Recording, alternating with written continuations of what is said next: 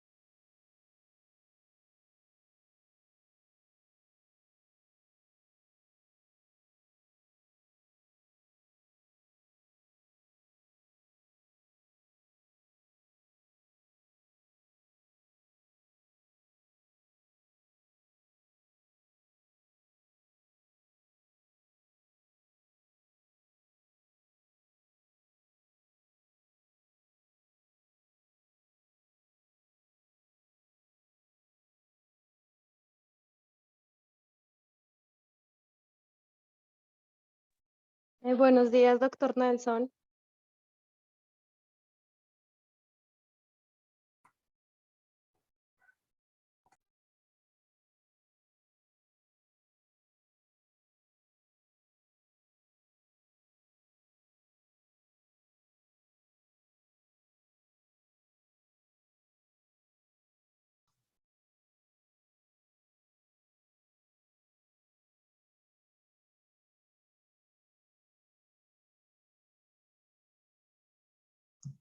Buenos días, doctores, ¿cómo están? Bien, Buenos profesor. días, doctor. Bien, gracias. Buenos días, profesor. Buenos días. Bueno, mis doctores, ayer quedamos en... Buenos días, doctor. Qué pena contigo. Ah, cuéntame, ¿quién me habla? ¿Camila? Señor, ¿cómo Ah, estás? bien, préndeme la cámara, Camila, por favor. Cuéntame. Doctor, discúlpame, es que estaba revisando mi correo y me había dado cuenta que mi parcial no te había, no te había llegado. Entonces te lo acabé de reenviar y también tengo el comprobante de que el mismo día te lo había enviado. Ah, bueno, listo, perfecto. Me lo envías con ese comprobante y no hay ningún problema, ¿vale? No, ya te había reenviado el correo, entonces déjame, ya te envío otro correo de la foto de cuando ya te lo había enviado, que fue hace 5 días. Vale, no hay ningún problema. Qué pena contigo, gracias. No, tranquila, bueno, listo. Bueno, mis doctores, ayer quedamos en la unidad punitiva, ¿cierto? Sí, Sí, señor. señor. Vale, Señor. perfecto. Entonces, vamos a continuar pues con el orden que establece el código. Estábamos decíamos ayer que la unidad punitiva pues básicamente consistía en ese caso en el cual la víctima se le hayan producido varias lesiones personales, acorde con ese principio solo se condena por la lesión más grave. Por eso es que decía que la unidad punitiva se consideraba para algunos estudiosos del derecho como la impunidad elevada a la categoría de norma legal. ¿Por qué? Porque estas lesiones de menor entidad o estas lesiones de menor rango, pues no van a tener ninguna pena. Pues Adriana. Profe, buenos días, ya le prendo. Creo que. Yo tengo una pregunta, lo que su merced nos explicaba ayer de punitiva. De unidad punitiva. Ahí, sí, señor. Ahí entraría, por ejemplo, un jefe que hace persecución laboral, maltrato continuo todo el tiempo y hace que uno de los empleados se suicide dentro de la empresa. Entraría No, en este caso. la unidad punitiva, Luz Adriana, solo aplica para el delito de lesiones personales, no más. Solo estamos hablando de lesiones personales. La unidad punitiva solo aplica para el delito de lesiones personales. Entonces, si yo dolosamente, ojo, dolosamente, te ocasiono varias lesiones personales, acuérdate que, acorde con lo que vimos ayer, pues las lesiones personales tienen una pena distinta, depende de la gravedad de las lesiones. Entonces, si yo te ocasionaría varias lesiones personales, solo se me condenará por la lesión personal más grave, pero la unidad punitiva solo tiene aplicabilidad para el delito de lesiones personales. ¿Vale, Luz Adriana? Ok, profe, gracias. Vale, listo. Bueno, mis doctores, entonces nos vamos a remitir al artículo 118. ¿Alguien desea leer el aparto o aborto preterintencional consagrado en el artículo 118, Francisco José? Gracias, profe. El artículo 118 dice parto o aborto preterintencional. Si a causa de la lesión inferida a una mujer sobreviviente parto prematuro que tenga consecuencias nocivas para la salud de la agredida o de la criatura o sobreviniere el aborto, las penas imponibles según los artículos procedentes se aumentarán a una tercera parte. Listo, perfecto. Entonces, básicamente, el artículo 118 nos dice lo siguiente: si a causa de la lesión inferida a una mujer sobreviniere parto prematuro que tenga consecuencias nocivas para la salud de la agredida o de la criatura, o sobreviniere el aborto, las penas imponibles según los artículos precedentes se aumentarán de una tercera parte a la mitad.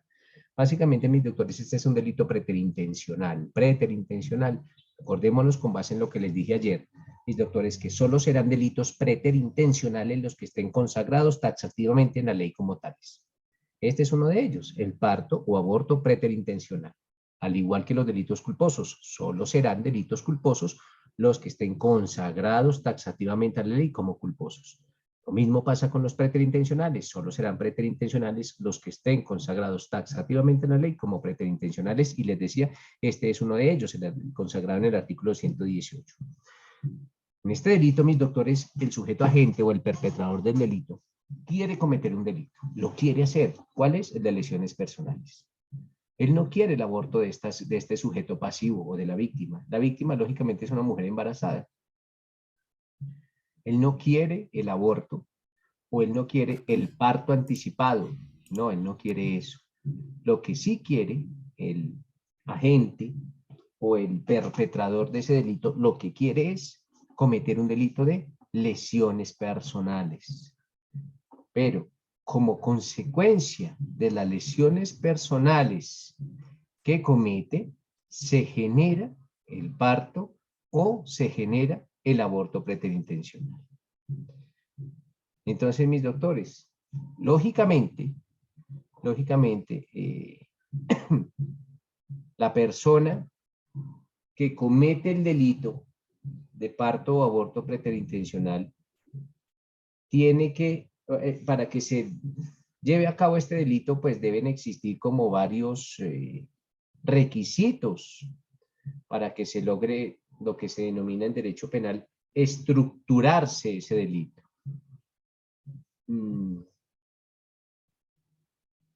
Básicamente que el embarazo sea notorio, que cualquier persona se dé cuenta que la mujer está embarazada o que tenga conocimiento de que esa mujer está embarazada. Si el embarazo no es fácilmente detectable o el agente no conocía que esa mujer estaba embarazada y por esas lesiones personales que comete hace que pierda un bebé o que se realice un parto anticipado, pues eso hace que se pierda esa intencionalidad de producir el aborto, cuando ni siquiera se sospecha que hay un embarazo. Entonces, en esos casos no se podría hablar de un parto o de un aborto prematuro. Se debe conocer esa situación o esa situación debe ser notoria. Efectivamente, con las lesiones que se produzcan, debe sobrevenir ese parto o ese aborto, ese parto prematuro o ese aborto. Y debe existir una relación, un vínculo, lo que la ley denomina una relación de causalidad entre las lesiones que se produzcan y el parto prematuro o el aborto. Entonces, mis doctores, en este delito el agente quiere, ojo, quiere cometer unas lesiones personales. Lo que nunca va a querer es ese parto prematuro o ese aborto. Pero como consecuencia de las lesiones personales que se generan, pues se produce el parto o el aborto prematuro. Un ejemplo, una mujer, cualquiera sea su nombre, está embarazada, tiene o cuenta con 7 meses de embarazo.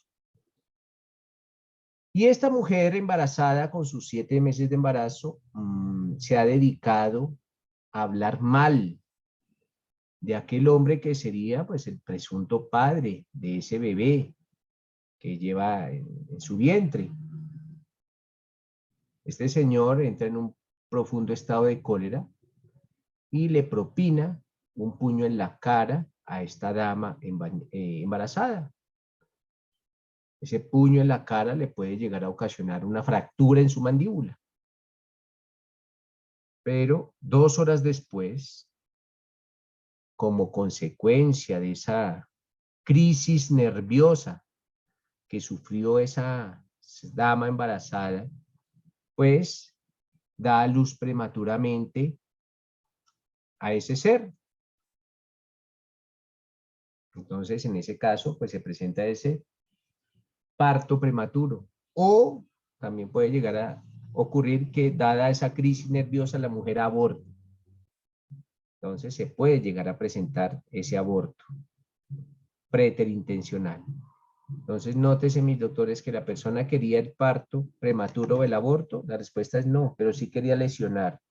Pero como consecuencia de la lesión, pues se generó o devino ese parto o ese aborto preterintencional. Ese es el primer, alguno de los ejemplos sobre este delito. Se encuentran algunas circunstancias de agravación punitiva consagradas en el artículo 119, que básicamente, bueno, vamos a ver ahora el 118 que nos habla de las lesiones culposas. ¿Qué nos dice sobre las lesiones culposas? El 119, ¿qué habla? Alguien que por favor le lectura al 119. Circunstancias de agravación punitiva. Dice, cuando con las conductas descritas en los artículos anteriores concurra alguna de las circunstancias señaladas en el artículo 104, las respectivas penas se aumentarán de 1/3 parte a la mitad. Básicamente, antes de que termines, Lisa, estamos hablando de las circunstancias que agravan el delito de ¿qué? De homicidio. Y por allá habla otro de niños. Dice, cuando la conducta señalada en los artículos anteriores se comentan en niños y niñas menores de 14 años o en mujer, por el hecho de ser mujer, las respectivas penas se aumentarán el doble. Básicamente, lo que nos están queriendo decir aquí, mis doctores, es que las lesiones personales, dolosas, lógicamente, tienen las mismas causales de agravación que el homicidio doloso.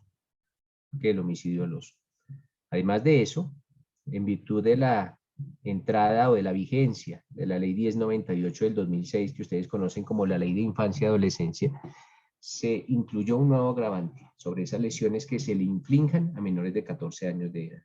Esta es una aplicación de la ley de infancia y adolescencia. Entonces, siempre que exista el delito, acuérdense que nosotros vimos el artículo 103 que hablaba sobre el homicidio y el 104 sobre el homicidio agravado o las circunstancias que agravan el delito de homicidio. Esas circunstancias que agravan el delito de homicidio también agravan el delito de lesiones personales. Entonces, ese 104 no solo agrava el homicidio, sino también las lesiones personales. Artículo 120, doctores. ¿Quién le da lectura al 120 del Código Penal que nos habla sobre las lesiones personales, pero ya no dolosas, sino culposas? Francisco José. Gracias, profe. Lesiones culposas, artículo 120. El que por culpa cause a otro alguna de las lesiones a que se refieren los artículos anteriores incurrirá en la respectiva pena disminuida de las 4/5 a las 3/4 partes cuando la conducta culposa sea cometida utilizando medios motorizados o armas de fuego. Se impondrá igualmente la pena de privación del derecho de conducir vehículos automotores y motocicletas y de privación del derecho de tenencia y porte de arma, respectivamente, de 1 a 3 años. Gracias. Básicamente, mis doctores, el delito de lesiones personales o el estudio del delito de lesiones personales culposas va de la mano ¿con qué? Con el del homicidio culposo. Aquí en el homicidio culposo hablábamos de que devino la muerte o se produjo la muerte por una falta al deber objetivo de cuidado. Acá no se va a producir la muerte, se van a producir unas lesiones personales, pero unas lesiones personales que se producen por falta al deber objetivo de cuidado. Asimismo, acordémonos que ayer leímos algunas circunstancias que agravaban, ojo, que agravaban el delito de homicidio culposo, que son las del 110. Esas circunstancias que agravan el delito de homicidio culposo también agravan el delito de lesiones personales culposas. O sea que el delito, el artículo 110 consagra las circunstancias que agravan el delito de homicidio culposo, pero también el delito de lesiones personales culposas. Básicamente aquí hablamos que se ocasionan unas lesiones personales y unas lesiones personales culposas, o sea, por falta del deber objetivo de cuidado sin ningún dolo. Y esas lesiones que pues nosotros podemos concebir unas lesiones personales como el daño que se ocasiona en el cuerpo o en la salud de una persona. O sea, el daño que se ocasiona en el cuerpo o en la salud de una persona. Pero aquí no existe intención de matar, existe esa intención de ¿qué? De herir. Bueno, ni siquiera intención, aquí las lesiones se dan como una falta al deber objetivo de cuidado. Aquí existe una infracción del deber objetivo de cuidado. Aquí pudo haber existido una falta de previsión de ese agente, de esa persona que perpetra el delito. Él pudo haber actuado con impericia, negligencia o imprudencia o no seguimiento de los reglamentos. Y como consecuencia de esa acción o de esa omisión, pues se generaron unas lesiones personales. Yo les decía, los agravantes de que habla el artículo 110 del Código Penal del homicidio culposo también se aplican para el delito de lesiones personales culposas. Allá hablábamos el estar el autor bajo el influjo de alguna bebida embriagante o de alguna sustancia estupefaciente o de alguna sustancia que le produzca alguna dependencia física o psíquica o el abandono sin justificación del lugar de la comisión de la conducta o la carencia del salvoconducto para conducir o encontrarse suspendida al momento, al encontrarse el pase o la licencia de conducción suspendida al momento de la comisión de la conducta punible, o transportar pasajeros, o transportar carga pesada sin el cumplimiento de los requisitos legales, o transportar niños, o transportar ancianos sin la autorización correspondiente. Entonces, esas que eran las circunstancias que agravaban el delito de homicidio culposo, también agravan el delito de lesiones personales culposas. Los dos delitos, el de homicidio y el de lesiones personales culposas, tienen las mismas circunstancias de agravación. Como sujeto activo, pues básicamente es un sujeto activo indeterminado, porque este delito lo puede cometer cualquier persona. Sujeto pasivo también puede ser cualquier persona. Y la conducta es causar culposamente a la víctima daño en su cuerpo o daño en su salud. Listo, mis doctores. Ahora nos remitimos al artículo 122 que habla del aborto. Me permito leerlo. Dice, la mujer que causare su aborto o permitiere que otro se lo cause, incurrirá en prisión de tanto a tal. Dice, a la misma sanción estará sujeto quien con el consentimiento de la mujer realice la conducta prevista en el inciso anterior. Básicamente, mis doctores, tenemos que entender primeramente el concepto o la definición de aborto. El aborto es la interrupción. Esa interrupción puede ser espontánea o puede ser provocada del embarazo. Eso es el aborto, la interrupción del embarazo. Y esa interrupción puede ser espontánea o esa interrupción puede ser provocada. Y genera, pues, básicamente se genera con el aborto la expulsión de ese producto de la concepción antes del alumbramiento. La expulsión del feto, del cigoto, del embrión, como ustedes quieran denominarle, acorde con la etapa del embarazo en que se encuentre la dama. El aborto, mis doctores, al igual que ese homicidio por piedad que hablábamos antes, genera bastantes controversias entre algunos sectores sociales. Para algunos sectores sociales, y es respetable, el aborto debe ser punible siempre. Siempre debe ser punible el aborto. Para otros no. Para otros sectores sociales no debe ser punible el aborto, sino son en algunas circunstancias. Y para otros sectores sociales, el aborto nunca debe ser delito.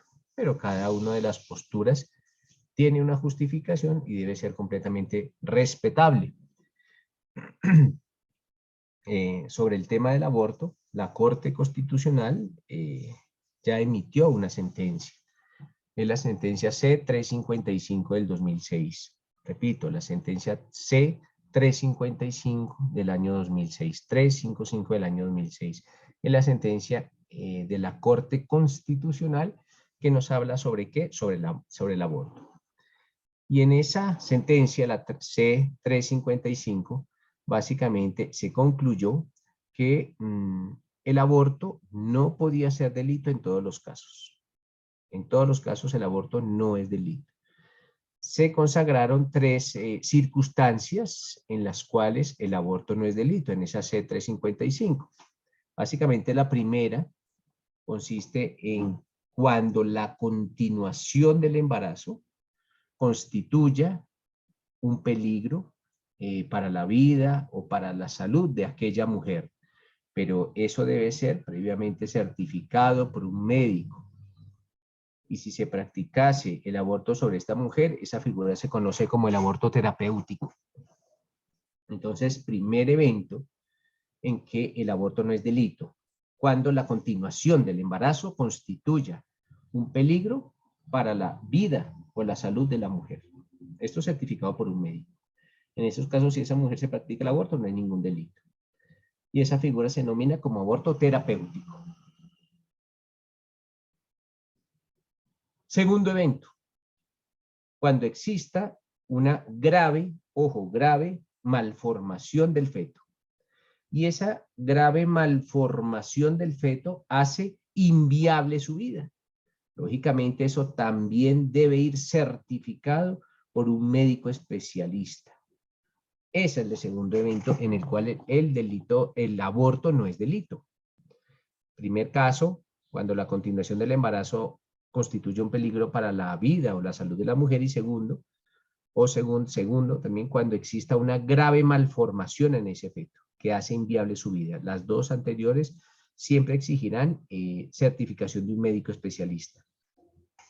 Tercer evento en los cuales el aborto no es delito es cuando ese embarazo de esa mujer sea producto o sea resultado de una conducta penal, básicamente de una violación o también de una inseminación artificial no consentida o de un incesto, pero esa conducta penal debe de estar denunciada. No es que haya existido fallo, no, pero sí se debe denunciar esa conducta. Esa conducta ya se debió denunciar. Entonces, cuando ese embarazo sea el resultado de un delito que ha sido denunciado, un delito como el del acceso carnal sin consentimiento, lo que vamos a ver la otra semana como acceso carnal abusivo o acceso carnal violento, o de una inseminación artificial o una transferencia de óvulo fecundado sin su consentimiento o de incesto. En esos casos, mis doctores, en virtud de esa falta de consentimiento de esa madre en ese embarazo o en esa concepción, pues tampoco la figura del aborto entrará a ser parte como delito. Entonces, recordemos, esto lo dice la Corte Constitucional en la C-355, que en esos 3 casos la conducta de aborto no es delito. María Camila. Profe, en esa tercera que usted está diciendo, ¿tiene algunas semanas en específico para abortar? ¿O No, no no dice nada en la sentencia, o hasta donde yo recuerdo no dice nada en la sentencia. Sin embargo, si la leen, pero no creo que diga nada. Sin embargo, es que el aborto sea producto de un acceso carnal violento o de una inseminación artificial no consentida o un incesto, pero que haya sido denunciado, no dice semana. Bueno, si lo dice, no lo recuerdo.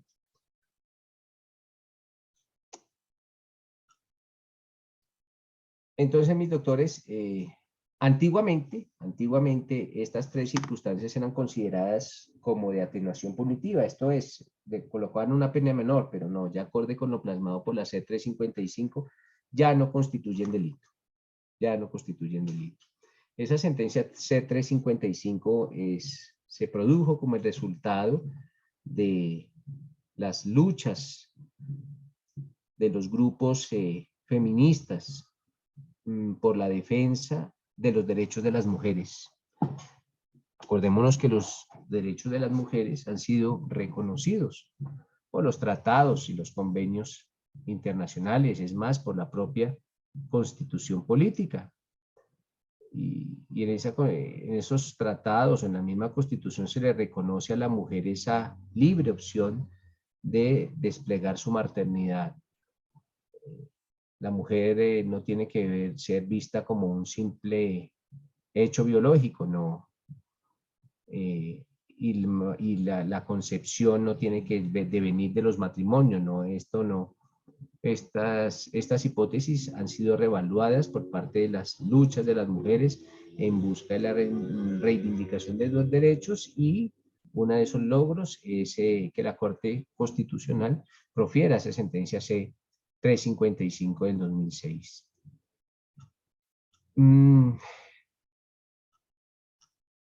¿Qué podemos decirle más? En este caso, mis doctores, el sujeto activo del delito, pues es un sujeto activo calificado, básicamente es la mujer que está embarazada. También calificado en el sentido, podríamos decir que es mixto. ¿Por qué? Porque el primer evento puede ser esa mujer que se encuentra en estado de embarazo y decide, sin justificación alguna, suspender ese embarazo. Pero también puede ser en un segundo escenario o en un segundo evento.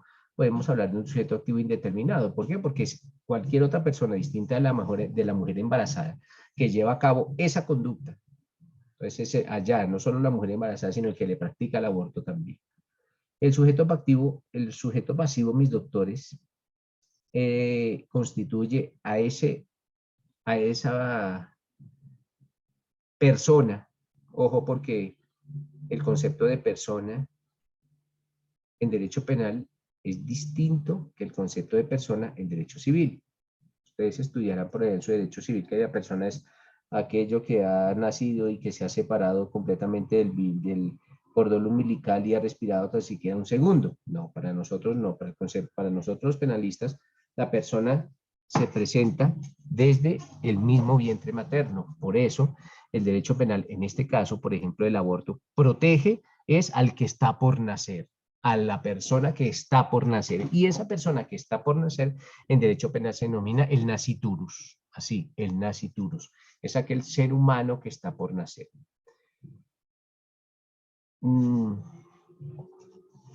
La conducta consiste básicamente, le repetía, en permitir en la mujer realizar el aborto o permitir que otro se lo haga con su consentimiento. Luego, básicamente la interrupción del embarazo por parte de la mujer o que permita que otra persona se lo realice. Este delito también ha sido objeto de mucha crítica, por cuanto es uno de los delitos que se encuentra consagrado en el Código Penal, pero hasta ahora, no, hace muchos años, no se profiere ninguna condena por abortos. Sin embargo, aún persiste en nuestro Código Penal. Artículo 125, mis doctores, de las lesiones al feto. ¿Qué nos dice sobre las lesiones al feto? Alguien que lo lea, por favor.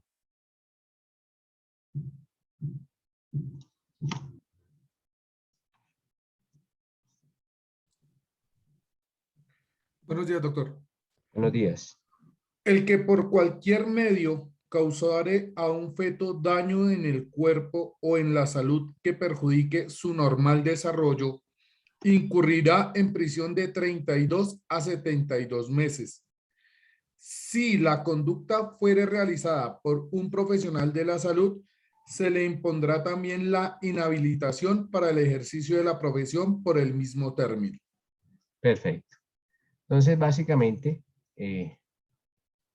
bueno, antes de eso, se me olvidaba, aquí faltó un artículo por estudiar, que es el parto, el aborto, ojo, el aborto sin consentimiento. Ojo, el aborto sin consentimiento. Y por allá dice el 123 que el que causara el aborto sin consentimiento de la mujer, bueno, una mujer menor de 14 años, aunque esa parte también fue declarada inexequible, incurrirá en prisión de tanto a tanto.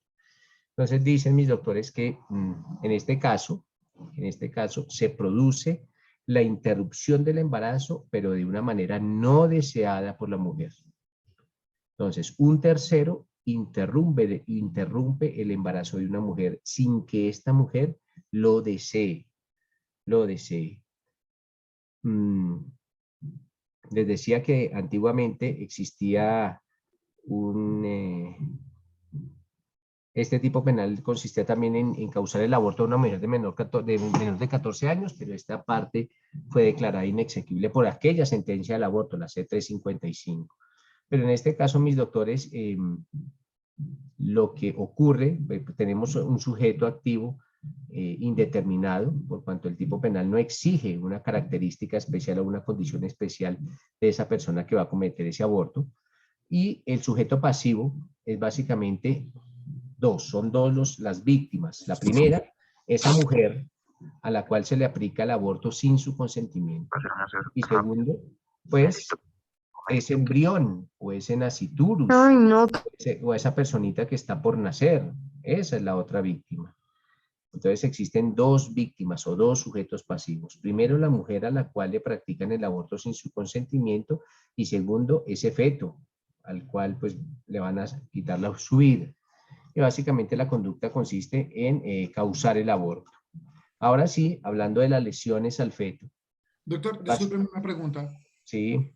En el caso de la JEP, que viene estudiando a los guerrilleros que hacían estos actos. Si ¿Pero qué actos hacían ellos? ¿Cómo le digo? Que las hacían abortar a las muchachas sin el consentimiento de ellas. Si les llegan a comprobar, ¿les pueden aplicar esto? No, porque la JEP no aplica el Código Penal. Ah, gracias, doctor. La JEP no tiene nada que ver con el Código Penal. La JEP es una justicia transicional y aparte esa no aplica para nada el Código Penal. Pero si no fueran miembros de una organización al margen de la ley o de una organización subversiva o el grupo guerrillero que se acoge a la justicia transicional, sí podrían estar incluso en este delito, pero la JEP no, porque ellos no tienen que ver nada con nuestro derecho penal. Listo, entonces hablamos de las lesiones al feto. Básicamente ese artículo 125 dice que el que por cualquier medio, ojo, por cualquier medio, causare a un feto daño en el cuerpo o en la salud. Acuérdense, mis doctores, que nuestro derecho penal protege no solo a las personas, digamos, que ya han nacido, sino también a aquellas personas que están por nacer. Y aquí básicamente se está protegiendo a esa persona que está por nacer.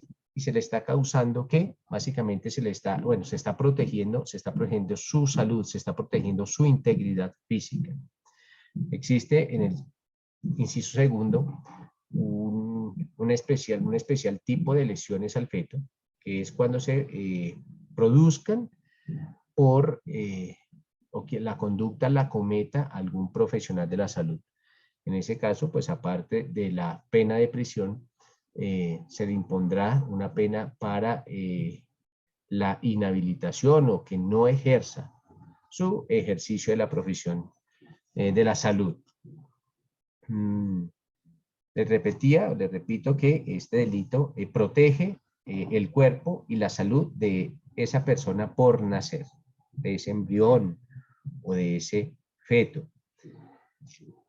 Este es un delito relativamente novedoso y que ha sido de poca aplicación, básicamente ante la complejidad que generan las pruebas, el recaudo de las pruebas. Como sujeto activo, cualquier persona puede cometer estas lesiones personales. Cualquier individuo puede ser el autor en el primer inciso. En el segundo, sí es un profesional en la salud que tiene un conocimiento científico en medicina, profesional en la salud, y también pues se castiga con mayor severidad por ese conocimiento que deben tener las personas profesionales en la medicina sobre las consecuencias que se pueden llegar a ocasionar con alguna conducta que pueda eventualmente ocasionarle una lesión a algún ser humano que está por nacer. El sujeto pasivo es aquel ser humano que está por nacer, básicamente lo que se denomina el naciturus, y la conducta está orientada básicamente a causar esos daños, a causar los daños en el cuerpo o en la salud. Cualquiera de las dos conductas, causar daño en el cuerpo o en la salud. Nicolás. Profesor, devolviéndome un poco a lo que ya había explicado anteriormente del aborto, que el profesor nos decía que habían 3 formas para que el aborto pues fuera. Para que no fuera delito, para que no fuera delito. Para que no fuera delito. Uno, que no influye en la vida de la mujer. La segunda, que el feto sea malformado, ¿sí? Y la Y tercera que hagan inviable su vida. sí, señor. Y la otra es que la mujer sea violada o inseminada.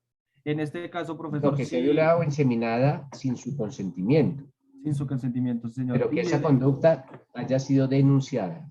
Sí, señor.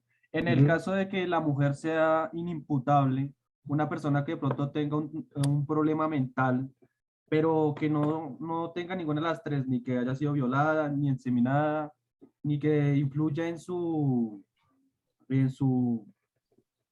eh, como en la vida, No está por, dentro de las tres, no está en ninguno de los tres, dentro de señor. los tres eventos en los cuales no es delito. En ese caso sería delito. La boba al pueblo que quedó embarazada. Un ejemplo, algo así, ¿cierto? Sí, señor. En ese caso, si alguien le practica el aborto a esta inimputable, ¿estará cometiendo el delito de aborto? La respuesta es sí, porque no se encuentra dentro de ninguna de las tres causales que eximen la pena, que no se encuentra ningún delito. Claro que sí.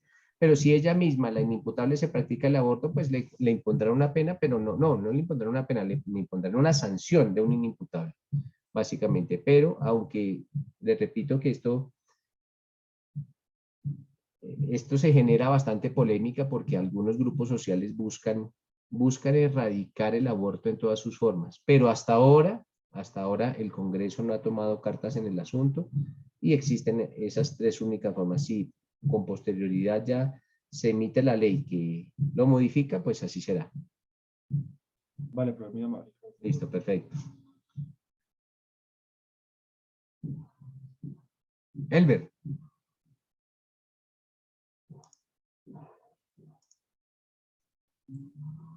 Sí, doctor. Bueno, es que había dejado la mano levantada, listo. Ah, qué bien. No, tranquilo. Entonces les decía a mis doctores que la conducta en este caso consiste en causar un daño y causar ese daño, causar esas lesiones personales al feto, básicamente puede ser en el cuerpo o en la salud, o en el cuerpo o en la salud de esa persona que está por nacer. En eso consiste la conducta, en causar ese daño. Es un delito que debe de ser doloso. Ojo, debe de ser doloso. Al ser una lesión personal, acordémonos que las lesiones personales no admiten la tentativa, con la única excepción del 116A, que son las lesiones con ácido, pero pues al ser una lesión personal de las demás, aquí no se admite la tentativa, no se admite tentativa. Sobre este delito, ustedes podrán consultar jurisprudencia de la Corte Suprema de Justicia en su sala de casación penal. Más exactamente, doctores, el radicado 44791. Le repito, 44791 del 1 de julio de 2015.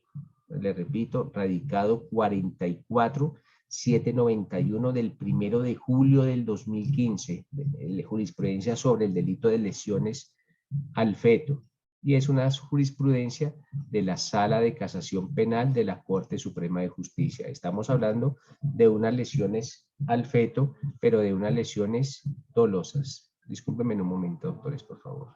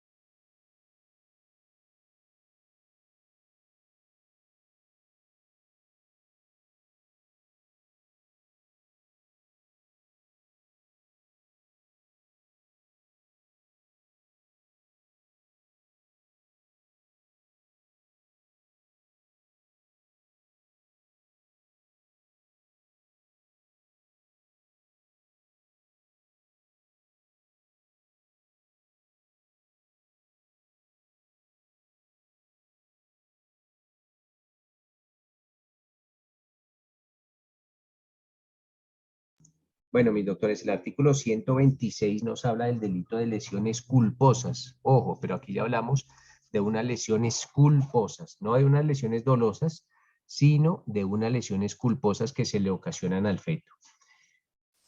Dice básicamente ese artículo 126 que la conducta descrita en el artículo anterior, esto es las lesiones al feto, se realizar es por culpa. Acordémonos, doctores, que para nosotros los penalistas, la culpa es la falta al deber objetivo de cuidado.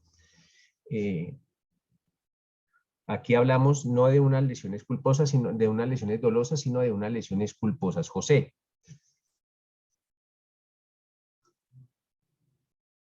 Doctor, buenos días. No, quería pedirle un favor si me recordaba la jurisprudencia de que me quedé en esa partecita. Qué pena con usted. ¿La jurisprudencia sobre qué delito? Sobre el delito. ¿De lesiones al feto? Sí, señor, a veces. Ah, bueno. Entonces, El último sí, que se...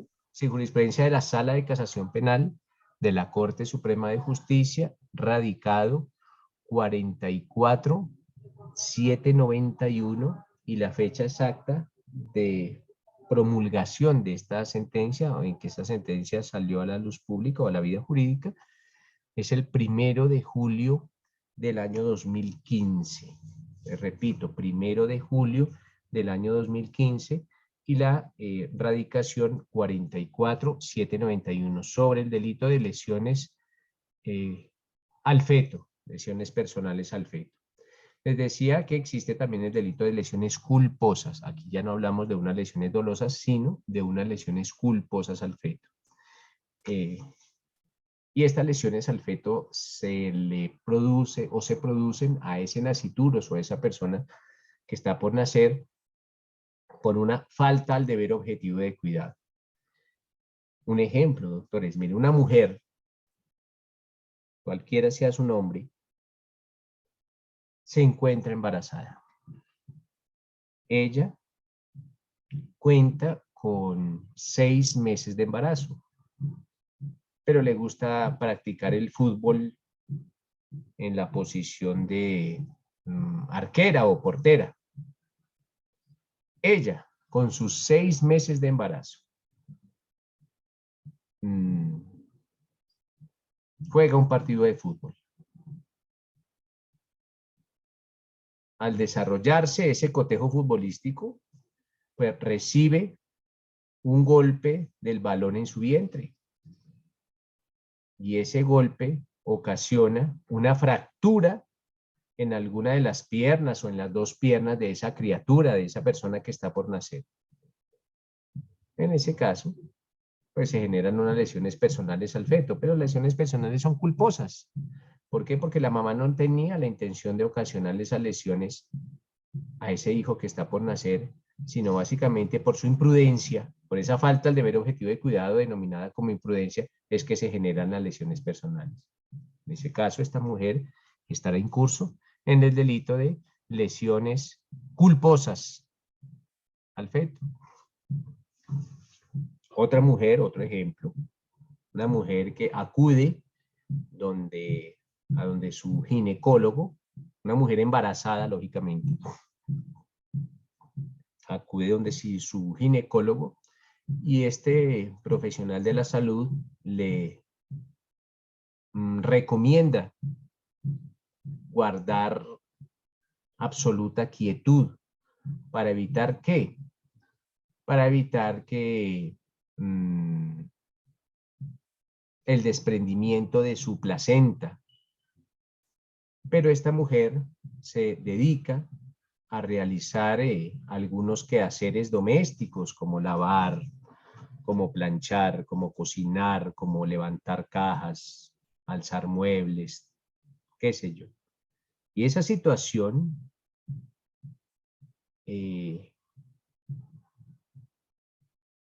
genera que el bebé nazca con alguna malformación en su cráneo. En ese caso, hablamos de una lesión personal al feto. Culposa, lógicamente. Básicamente porque también se genera una imprudencia. En derecho penal se conoce como falta al deber objetivo de cuidado. Listo, doctores. Hablamos del artículo 127, que nos habla sobre el abandono de menores y personas desvalidas. ¿Alguien, por favor, que le dé lectura al artículo 127 de nuestro Código Penal? Alejandro. Sí, profe, artículo 127 Ujú. dice, el que abandone a un menor, entre paréntesis, de 12 años, Bueno, ese de 12 años fue declarado inexequible. Entonces, tachémoslo ahí porque ese 12 años ya quedó, se ha sido declarado inexequible. Entonces, leámoslo, por favor, Alejandro, pero sin esa partecita del 12 años. listo, profe, el que abandone a un menor o a una persona que se encuentre en incapacidad de valerse por sí misma, teniendo el deber legal de velar por ellos, incurrirá en prisión de 2 a 6 años. Hoy, Gracias. listo, profe. Bueno, ya la pena pues variará. Depende de lo actualizado o desactualizado que se encuentre en nuestro código.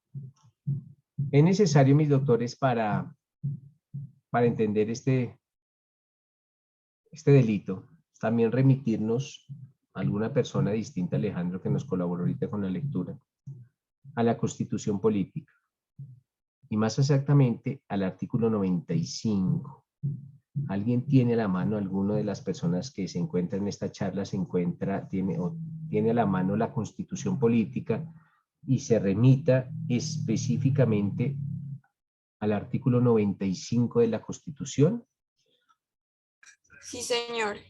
Bueno, ¿de qué nos habla inicialmente el artículo 95 de la Constitución? Lisa. La calidad de colombiano enaltece a todos los miembros de la comunidad nacional. Todos están en el deber de engrandecerla y dignificarla.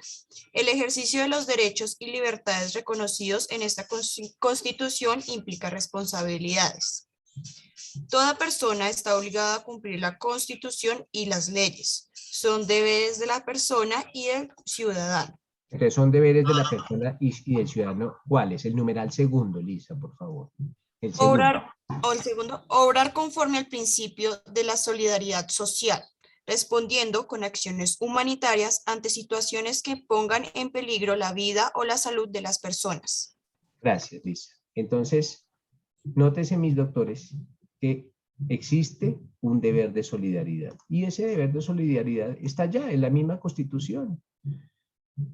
Ese deber de solidaridad, ¿para quién? Para con las personas que se encuentran en una incapacidad. ¿Y en una incapacidad de qué? Pues de valerse por sí mismos o de solventar sus necesidades vitales.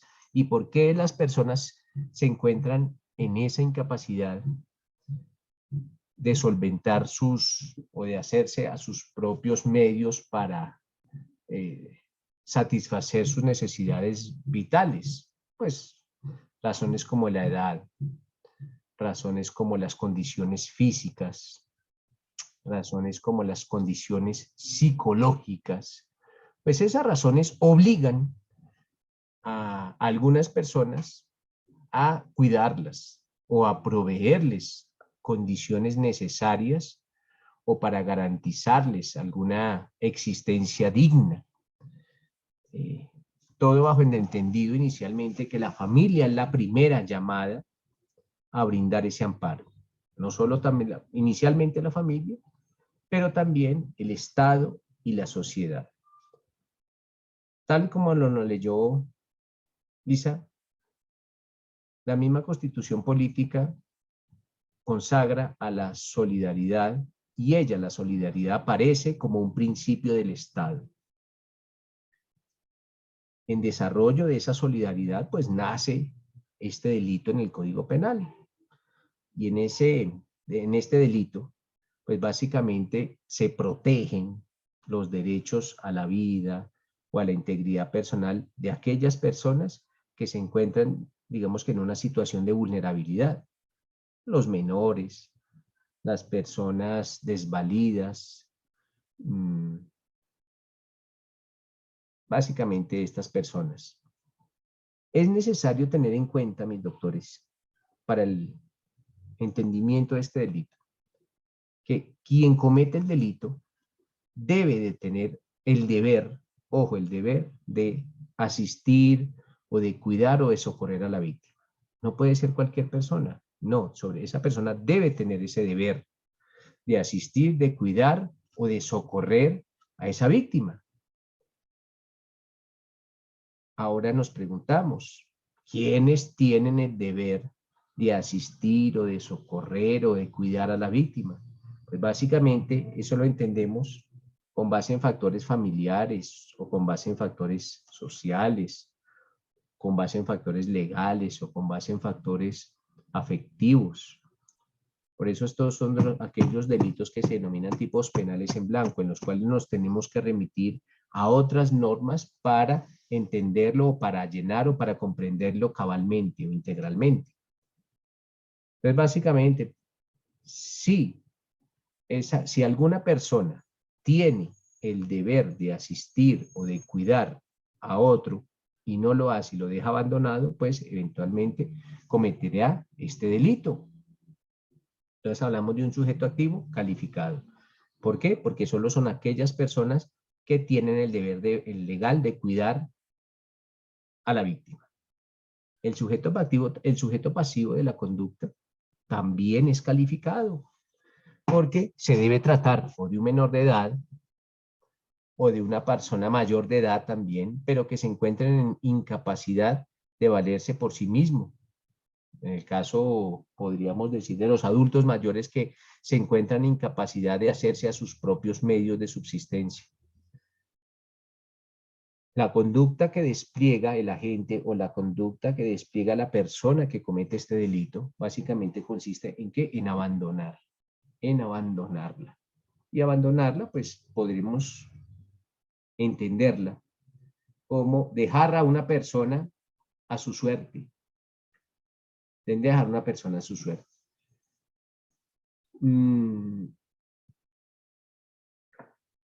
Sin embargo, por allá existe, vamos a ver unas circunstancias de agravación para cuando se dejan a las personas abandonadas en algunos sitios específicos. Este es un delito de mera conducta, y al ser un delito de mera conducta, pues no admite la tentativa. No admite la tentativa. Sobre este delito, básicamente pueden consultar jurisprudencia, ya no es de la Corte Suprema de Justicia, sino de la Corte Constitucional, la sentencia C de casa, 468 de 2009. Pues C 468 de 2009. Artículo 128. ¿Quién lo lee, por favor, el artículo 128?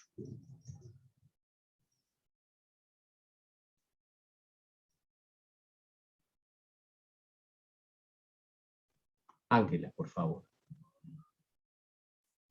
Buenos días. Dice, abandono de hijo fruto de acceso carnal violento, abusivo o de inseminación artificial o transferencia de óvulo fecundado no consentida. La madre que dentro de los 8 días siguientes al nacimiento abandone a su hijo fruto de acceso o de acto sexual sin consentimiento abusivo o de inseminación artificial o transferencia de óvulo fecundado no consentidas, incurrirá en prisión de 16 a 54 meses de prisión. Listo, gracias. Básicamente, mis doctores, este es otro de los delitos en los cuales existe gran polémica. Básicamente aquí hablamos de la existencia de un hijo. La existencia de un hijo.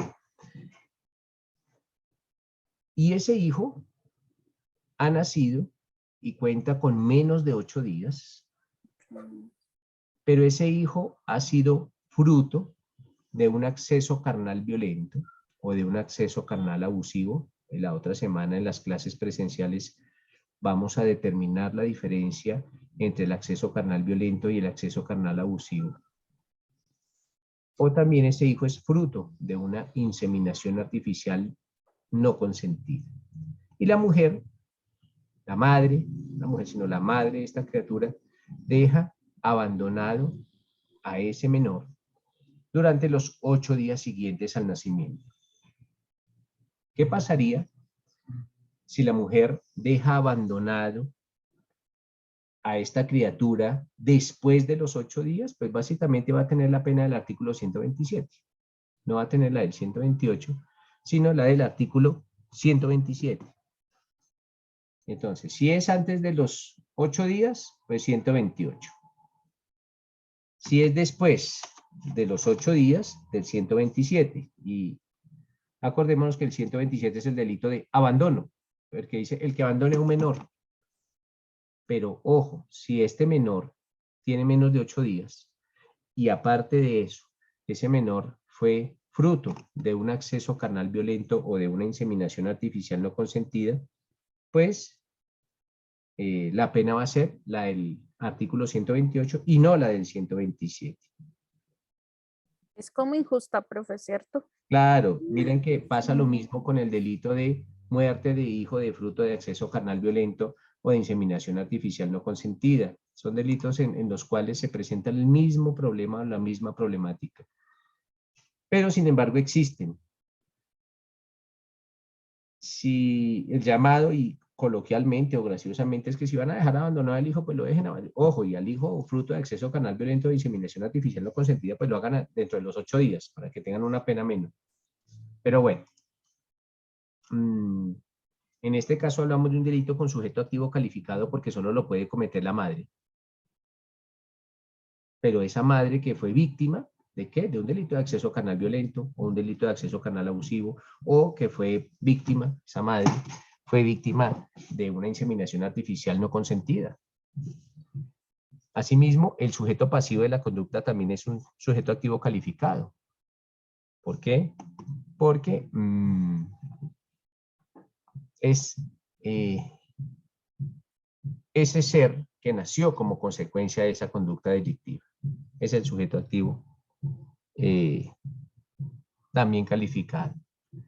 La conducta consiste básicamente en ese simple hecho de abandonar a ese menor.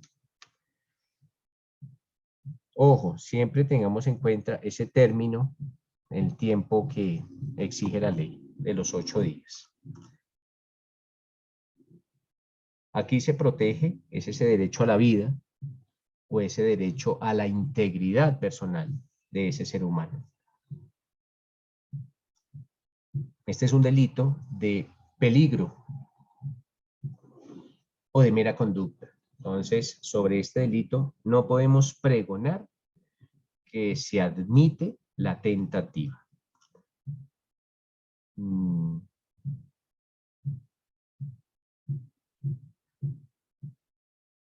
Miren, un ejemplo.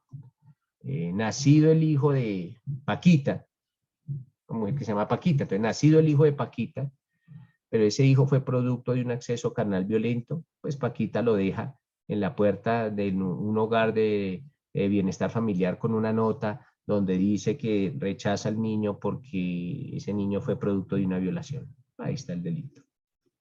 Ahí está la configuración de ese delito. El artículo 129 nos habla de algunas circunstancias que hacen que estas conductas del abandono no tengan ningún delito, lo que se denominan eximentes de responsabilidad. Si eventualmente se presenta alguna de las conductas descritas en el artículo 129, esa madre no va a tener ninguna responsabilidad. Alguien, por favor, que le dé lectura al artículo 129. Eximente de responsabilidad y atenuante punitivo. No habrá lugar a responsabilidad penal en las conductas descritas en los artículos anteriores cuando el agente o la madre recoja voluntariamente al abandonado antes de que fuera auxiliado por otra persona, siempre que éste no hubiere sufrido ninguna lesión. No hubiere sufrido lesión alguna. Si hubiera sufrido lesión, no habrá lugar al agravante contemplada en el inciso primero del artículo siguiente. Básicamente, mis doctores, aquí hablamos de que no habrá pena. Entonces, cuando hablamos de una eximente de responsabilidad es que no habrá pena. Básicamente estamos hablando de que no habrá pena. Y no habrá pena cuando la persona o la madre que la madre en el caso del segundo del delito, de la segunda forma de abandono, del artículo 127, la madre en el 128 y cualquier persona en el 127, si esa persona recoge voluntariamente a esa persona que abandonó, al abandonado, antes que sufra alguna lesión o antes que sea auxiliado por un tercero. Si hay una lesión, ya no hablaremos del agravante, pero tiene que recogerlo antes. Sobre este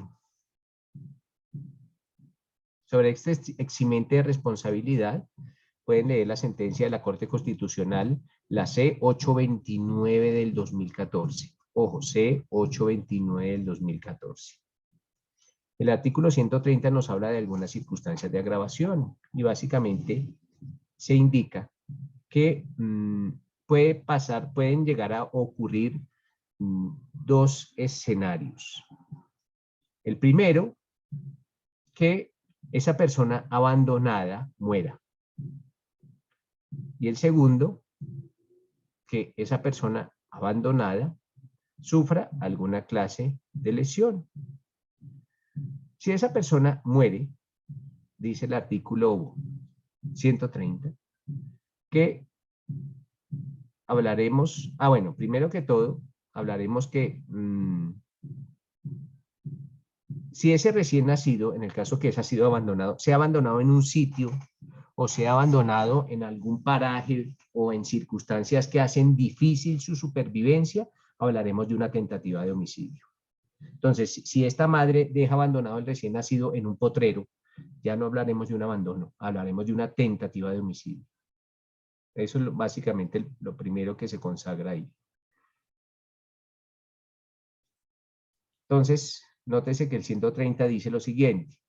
Si de las conductas descritas en los artículos anteriores, básicamente estamos hablando del abandono, se produce una lesión personal, la pena va a tener un aumento.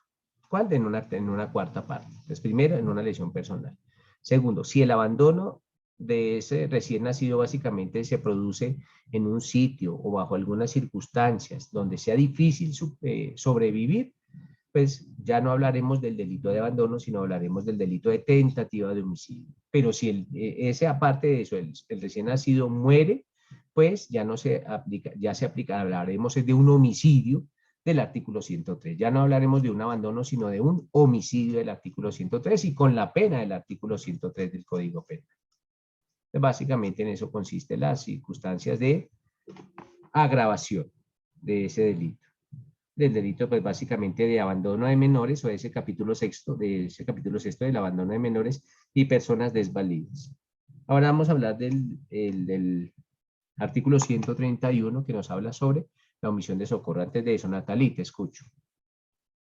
Buenos días, profe. Lo que pasa es que yo estaba mirando en el Código Penal y dice que esa parte que si el abandono se produce en sitios o circunstancias donde la supervivencia, bueno, dice que fue declarada inexequible.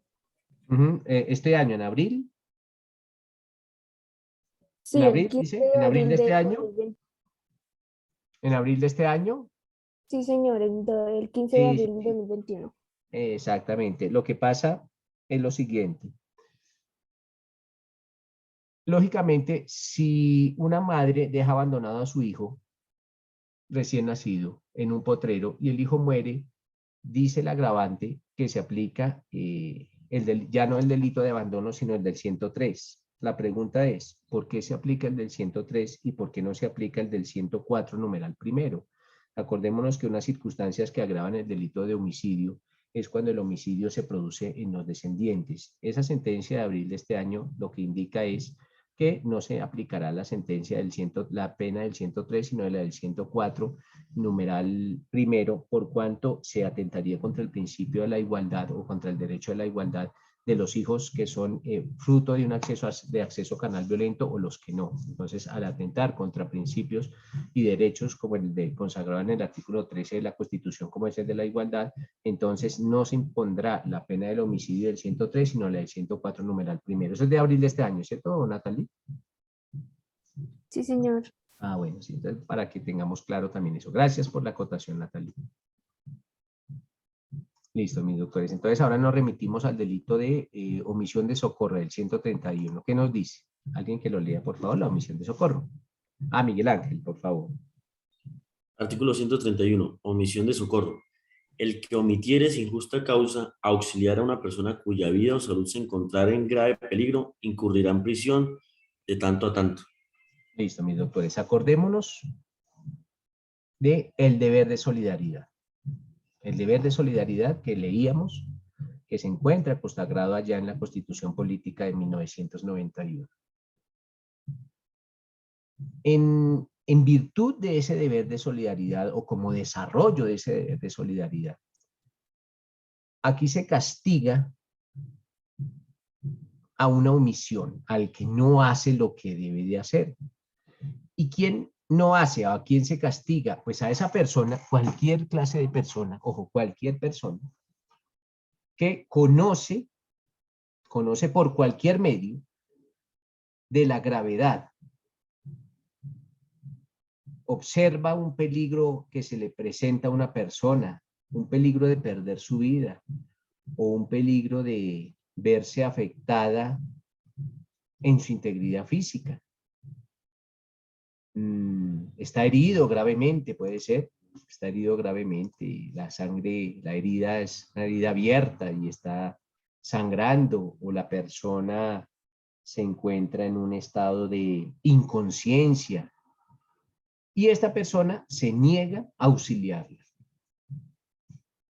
Se le castiga a esta persona porque no obedece o desacata ese deber que leíamos en la Constitución, que nos exige ser solidarios con las demás personas. Esto impone precisamente ese deber de solidaridad, se genera a partir de las relaciones como sociedad. Entonces, si nosotros no reaccionamos con relación a otro ser humano que se encuentra en grave peligro en su vida o en grave peligro en su salud, pues nos castigan penalmente. Sin embargo, tengamos presente, mis doctores, que la ley no exige que se sobrepasen las capacidades de cualquier persona, sino una colaboración elemental de socorro. Aquí el sujeto activo puede ser cualquier persona. Ojo, cualquier persona, cualquiera de nosotros. No se exige un vínculo con esa víctima, ¿no? Cualquier persona que omite socorrer a aquella otra que encuentra, que sabe que su vida o su integridad personal se hallan en grave peligro.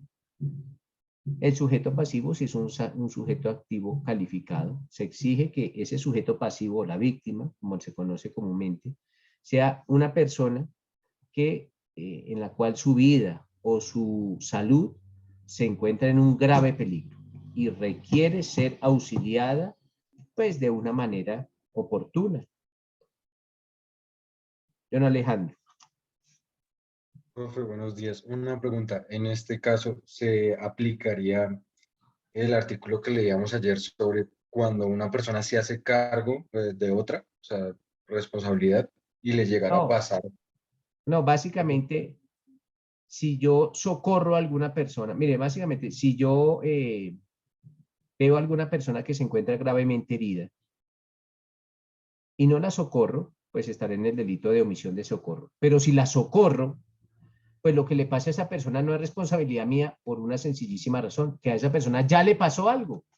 Nótese que esta persona no estaba perfectamente cuando me hice cargo de ella. No, ya le había pasado, ya estaba en grave peligro su vida o su integridad personal. Entonces no podríamos decir que lo que le pasa a esa persona respondo, no, yo no, porque a esa persona ya le pasó algo. Y como ya le pasó algo, es que nosotros tenemos el deber de socorrerlo. ¿Listo? John, que fue el que me preguntó, John Alejandro. Sí, sí, señor. Entonces, a esta persona no, porque a esta persona ya le pasó algo. ¿Listo, John? Sí, señor. Ya le pasó algo. Y en virtud de lo que le pasó, pues básicamente es por esa razón, por lo que algo le pasó, es que se encuentra en un grave peligro de su vida o en grave peligro de su salud y requiere ser auxiliada. Entonces ya le pasó algo, entonces no podríamos hablar de la posición de garante, porque esta persona ya está en una condición en la cual su vida está puede perder su vida o su salud está gravemente comprometida. Y ahora básicamente hablamos de la persona omite ese deber de socorro y es un delito de mera conducta en el cual no se admite la tentativa. Sobre este delito pueden consultar una sentencia de la Corte Constitucional, la C-034 del 2005. Repito, la C-034 del 2005. Daniel. Profe, me surge una duda en cuanto a socorro, y es la capacidad de las personas. ¿Se puede entender como socorro realizar una llamada? ¿A qué voy? Si yo no soy médico, no tengo la capacidad de socorrer la vida de otra persona. ¿Qué se puede entender por socorro, profe? Sí, básicamente una llamada mire, si una persona se encuentra tendida en el suelo y por nuestros conocimientos muy básicos sabemos que no lo podemos llamar, sí podemos quedarnos ahí, llamar al 123 y estar ahí pendiente mientras llegan los profesionales de la salud o las personas encargadas de prestar sus primeros auxilios. Socorro no se puede entender por el hecho general que tengo que recoger a la persona y tomar un taxi, no, como tal y como lo dice Daniel, puedo socorrer a una persona como estando ahí, llamando y estando pendiente, ya cuando la recoja la ambulancia o qué sé yo, o llegue la policía, pues ya será un problema de la policía, ya eso pasará pues a manos de la policía. ¿Listo, Daniel? Entonces, básicamente socorrer sí puede entenderse como generar las llamadas de rigor, por decir algo. Gracias, profe. Vale. Listo, doctor. Voy a tomar algo para la garganta y ya nos vemos en 10 minuticos.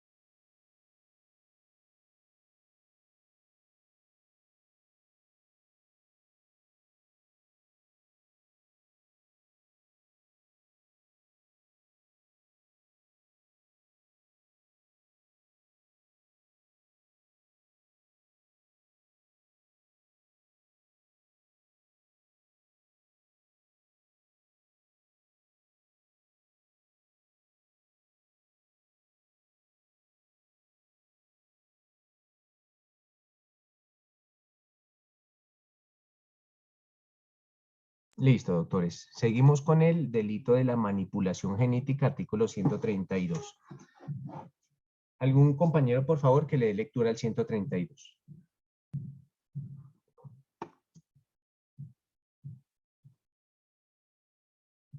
Alejandro. Profe, el 132 nos habla de la manipulación genética. El que manipule genes humanos alterando el genotipo con finalidad diferente al tratamiento, el diagnóstico o la investigación científica relacionada con ellos en el campo de la biología, la genética y la medicina, orientados a aliviar el sufrimiento o mejorar la salud de la persona y de la humanidad, incurrirá en prisión de 1 a 5 años. Gracias. Ah, bueno, tiene un segundo inciso, ¿cierto? Sí, señor.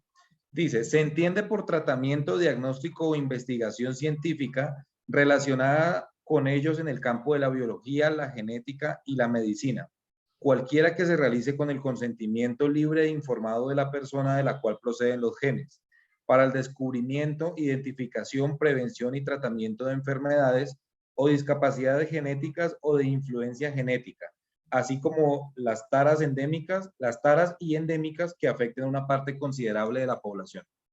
Gracias. Entonces, en algunos casos, mis doctores, a raíz del avance científico o a raíz del avance en la ciencia de la genética, pues el derecho penal también tiene que ponerse a la par con estos avances. Lo que se busca evitar con la creación de este delito, básicamente es la manipulación de los genes humanos, del genoma humano. Hay un librito muy importante sobre este tema que se denomina del gen al derecho. También es importante, es un libro de la Universidad Externado de Colombia. También es importante para desarrollar o para ampliar el concepto o el entendimiento sobre este delito, tener en cuenta una declaración de la UNESCO, que básicamente es la Declaración Universal sobre el genoma humano y sobre los derechos humanos. El genoma humano, cuando yo hago alusión o cuando indico el genoma humano, pues lo podemos entender como un conjunto de genes. Eso es el genoma humano, un conjunto de genes. Pero esos genes son característicos ¿de qué? De la especie humana. Y la unidad de esos genes es lo que se conoce como el ADN. Es el ADN, que es una molécula que contiene información genética. Entonces, básicamente lo que se trata de evitar es esa manipulación de esos genes. Se tutela, se protege la identidad genética. La conducta básicamente que puede llegar a desplegar la persona que comete este delito es alterar o manipular ese ADN por cualquier método científico. Todo esto con base en una ciencia que se denomina la ingeniería genética. Dolosamente. Aquí la manipulación de esos genes se realiza dolosamente. Admite la tentativa porque es un delito de resultado. El 133 nos habla de la repetibilidad del ser humano y castiga básicamente el que genere, o el 133 dice, el que genere seres humanos idénticos por clonación o por cualquier otro procedimiento. Y pues consagra o trae una pena de prisión. Cuando hablo de clonación, básicamente hablo de duplicar genes. Ojo, duplicar genes.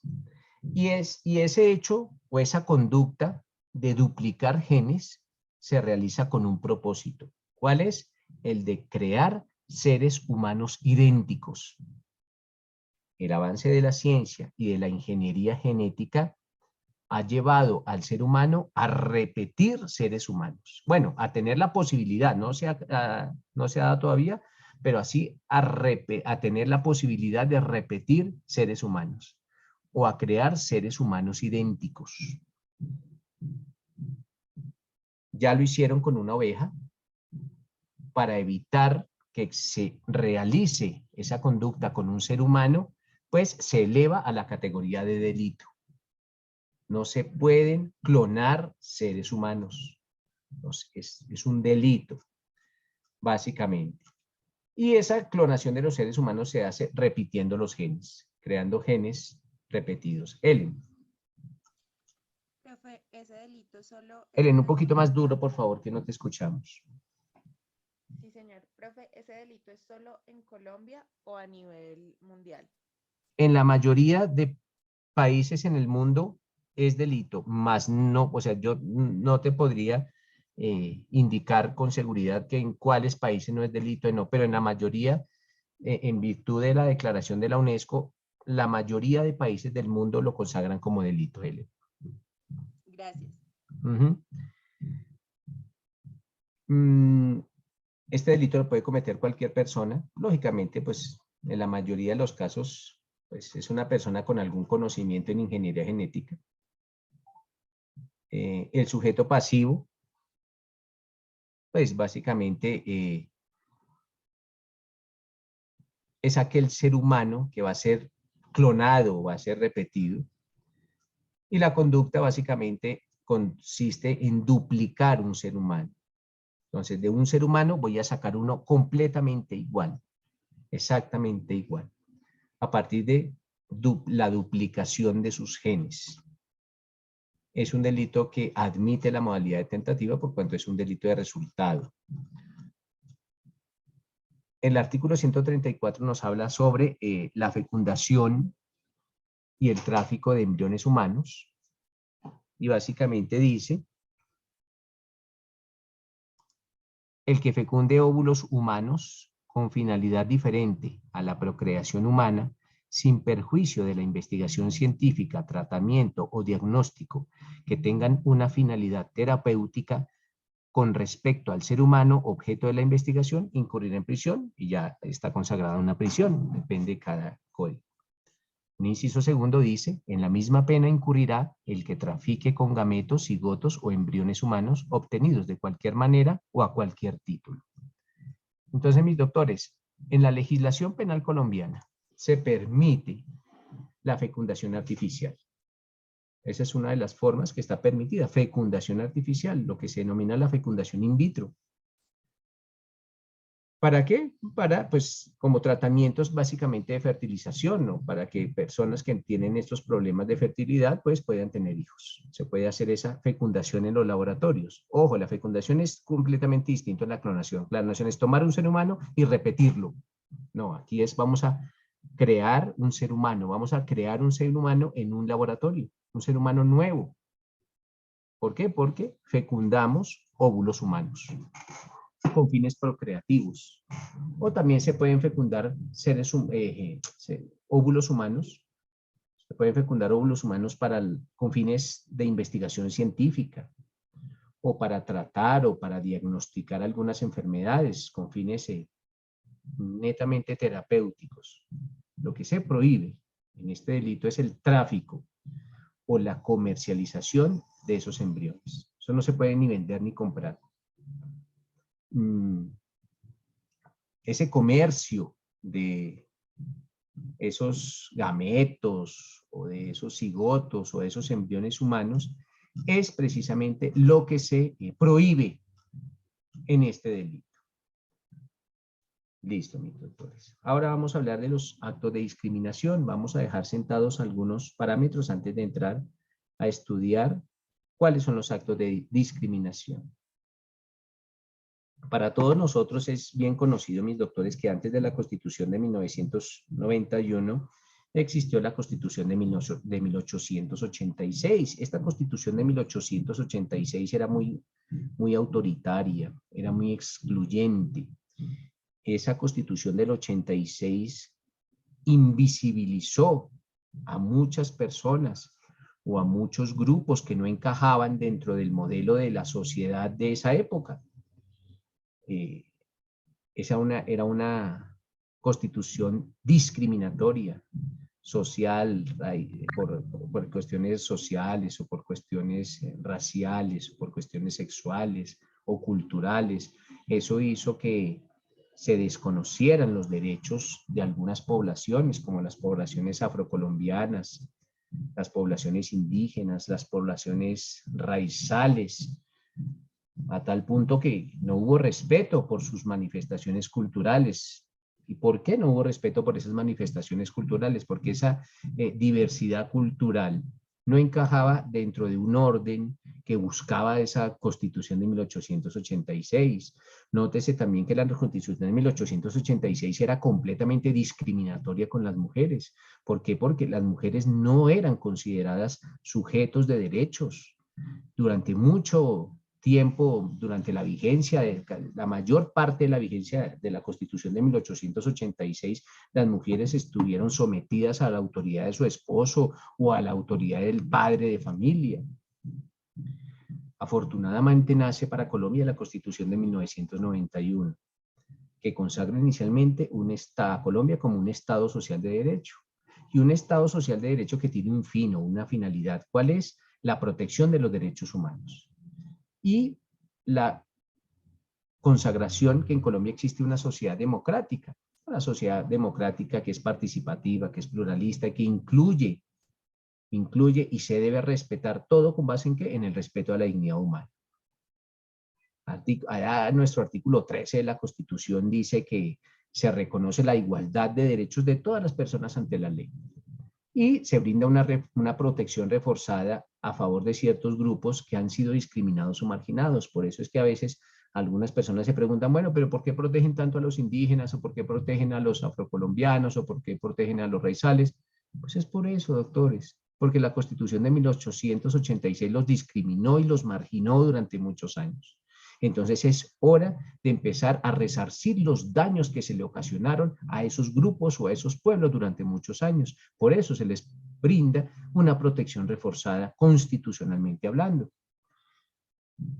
Aparte de eso, mis doctores, Colombia suscribe o ratifica una convención, y esa convención se denomina la Convención Internacional sobre la Eliminación de toda forma de discriminación racial. Esto por allá en el año 1969. Es la misma, también es bueno tener en cuenta una sentencia de la Corte Constitucional, la sentencia T de tutela 098 de 1994. Y en esa T 098 de 1994, la Corte Constitucional define lo que se consideran actos discriminatorios. Y básicamente se entiende por actos discriminatorios aquellas conductas o aquellas actitudes